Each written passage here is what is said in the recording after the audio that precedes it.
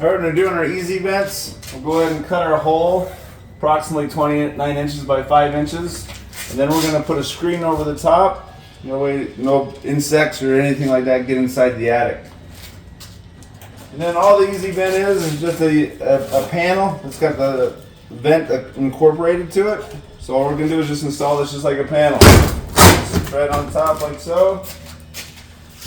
And then we'll go ahead and fasten as a normal panel, getting our fasteners in the front and the back.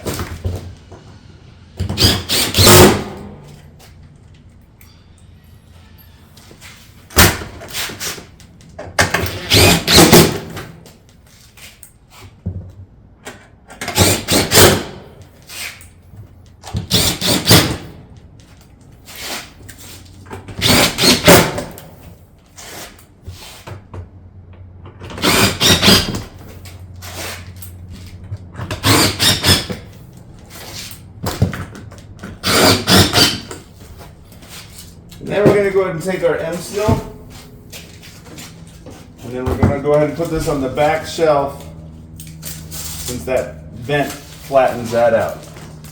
And just press that in place, fill out the back.